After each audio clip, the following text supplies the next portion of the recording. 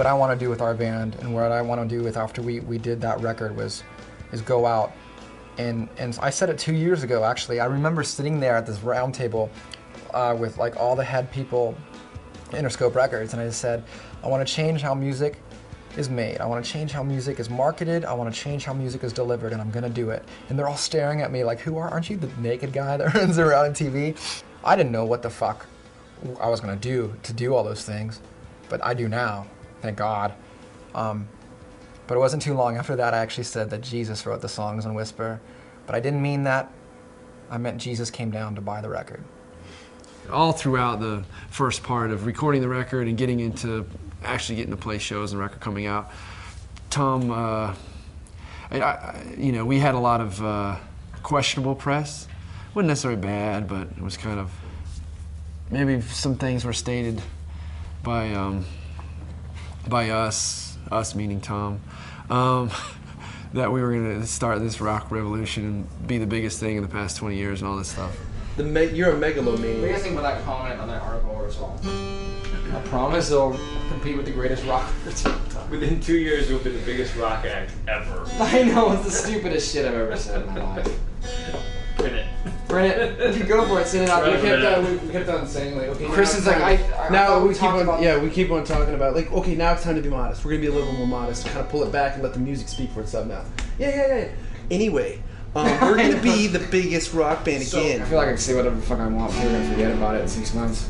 So we started to get a good idea of what it was going to sound like and what we were going to do as a band and with the music.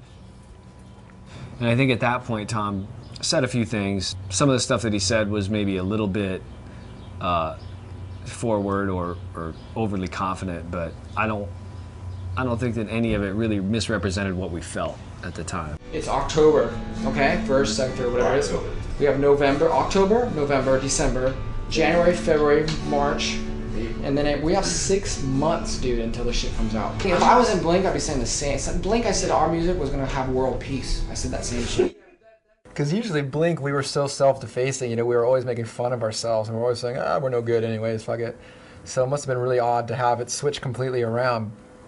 As true as this band was, and as much as it meant to me and what we were doing, all those gigantic, grandiose statements, I was just playing around, but I think I made some people angry, probably, because they don't want to hear that.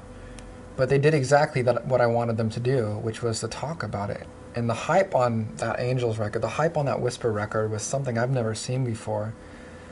My position was like, dude, that's right, we're gonna be. But then I might say to Tom, like, hey man, maybe we could chill out a little bit. Maybe we don't have to say all that stuff. I got a call from Jordan. See, even Jordan from Gavin called me flipping about my statements, and I just go, dude, and he goes, you know what, man, I agree with your gut feeling. Because I have reasons for everything I do, whether or not people agree with them or not.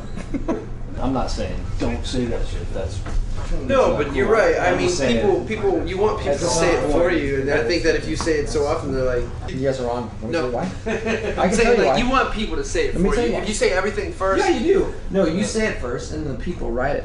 And how's this? The only reason it's a little sketchy or whatever is because this band hasn't been around for fucking a decade. If this was Blink, and this was Blink's music, no one would be questioning it. They'd be like, fuck, those are big statements, but go, fuck, we're all excited. It's a great record or whatever. It's like, it's stupid. Dude, people are so not on the wavelength that I could be wrong. I could be totally wrong, but I don't think so. I remember the management coming down, sitting me down and go, what is wrong with you? And like intervention time. And I was just like, there's a lot of things wrong with me. Actually, what happened like years ago, when I did Boxcar Racer, after 10 years of playing guitar, I broke a disc in my back and ruined another one. And the disc actually broke and tangled up in the largest nerve in my body called the sciatic. So it's sawing in half like the biggest nerve in my body, and it was the most pain you could ever imagine. And they put me on all these crazy drugs to try and manage the pain, but it didn't work. So I had to elect to get the surgery. Couldn't walk for a week. I was on a cane, and it took another year to have the nerves heal.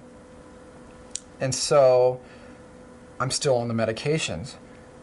The pills seem to linger around, and I never really fixed my back. I kind of just masked it with this euphoria. So you can't outwill it. You can't just say, oh, I'm not going to be the guy that gets hooked on those things.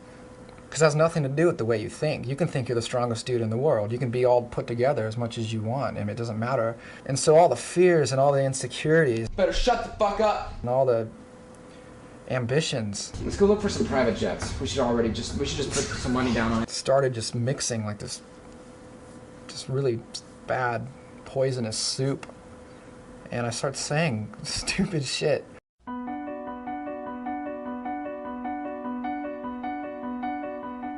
What? What'd you hear about? Well, I read some cool articles. What do you mean? Talk to me. Fucked up, bro. And... Fuck, I'm so bummed. That's part 1.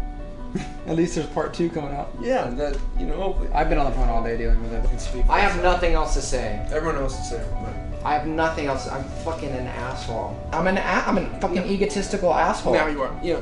No. A little bit. A little bit. But you know what? I said it to 2 people. The fact two is, people. I said 2 people. I said it was the second coming of Christ. Yeah. They just happened to be writers. They happened to be They just happened to report it for MTV. On you. So they wouldn't. They don't hear that and go, "Oh man, this is good." This guy's great. Yeah, we want to work with you. Bottom line is that I didn't say that shit that way, and I knew exactly what I was saying when I said it. But it and just I knew sucks exactly because tone. it's one thing when somebody's listening to you talk, being inspirational, excited, and you see, you go, "Oh shit, dude, that's funny and rad." That shit doesn't. But it's another thing when you're like, wow. Well, you read that and you're like, wow, this guy is fucking kind of out there, man. This guy's crazy. Everyone just flipping right now? They think it's pretty crazy. The first thing your sister said, "Second coming of Christ." Huh? Fuck! I was like, I'm such an asshole. dude, this is. I don't really think it is the second coming of Christ. I really think that would be bigger than this. This is. That's the thing. I really think if God came back right now, it would be bigger than this record. This is the deal, man. I really don't think that. Ladies, it's right now. Second coming of Gandhi, maybe. It's said, it's done, we move on from here, that's it. Can't move on, I'm a fucking dork.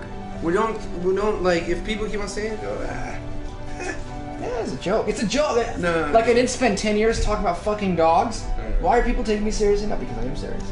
Because you're totally serious. Just let it be. I It is spent what it 10 is. years It's not- talking about crazy, stupid shit. You know what the funniest thing is?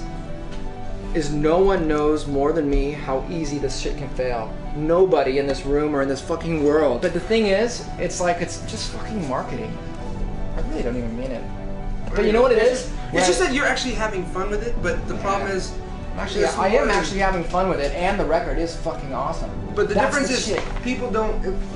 Fun, like records and music, it touches people in a different way than movies and TV shows and other forms of entertainment. This way people directly identify with them. They can't identify with you as a person because you're out there and you're crazy. They're not going to be excited by you. You know what I mean? They're not going to be, and it's going to be hard for them to really listen to the music because they're like, this fucking dude's crazy, you know? He thinks he's the best thing in the world. There's no way they can It's think no of fun. that, though. Fucking everything people like about me is gone. I hate myself at this point. No one hates yourself. The fact is, I'm gonna rub it in a little bit. We're gonna like have fun with it. It's gonna be painful. It's gonna be painful for a little while. We're gonna have fun with it, but we're moving on from this point. It really hasn't fucking... No, it hasn't ended because the next article's coming out. Yeah, I'm so fuck fucking everybody. stressed and at my fucking this is end what- that I'm just blowing it. And this is the other thing. It's not that. It's like you want so hard to be back where you were and be relevant and immediately, like, before you used to be able to, like, you had this band and whatever you guys want to do, you could do it right then because it meant something because you had records and you had the band and you had the phone and everything, and now I'm a fucking kid screaming. trying to figure out, like, how do I get it? I want my candy I want to back. be relevant, and these guys are doing say it. My relevant. ideas first. Relevant. That's That's another word. Besides that, that sounds like relevant. Doesn't sound good right now. All I know is that I am That's what I absolutely mean. out of my mind and I can't control my fucking mouth. That's all I know. you can. There's gotta be a way for me to fix all this shit somehow. I think just time, dude. Just don't keep on doing Dude, it. I think everyone's in agreement that as long as we don't continue. I can't believe that article came out like that. that.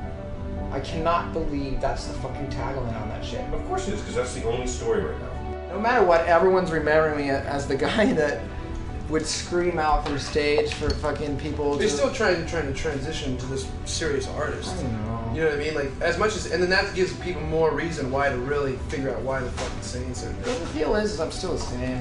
Yeah. Because I gotta go out there and go, of course this is the second coming of Christ. Yeah. What the fuck, you guys are fools if you thought this was true. And just go, fuck, you guys are fuck, that was funny, right? Really? Funny, F-U-N-N-Y. Click. Sorry. S-O-R-R-Y. And to think now, and here I am, I'm totally clear, you know, for the first time in years, completely sober, looking back, because I finally just said fuck it, and went through a week of the worst, like, detox shit where you twist and turn in a little room for days and days and days, not eating or sleeping, fevers. It was the earning like a real life back, and then looking back and saying, where was I? But yeah, if I had to do it again, I would have done it all exactly the same, but maybe sober.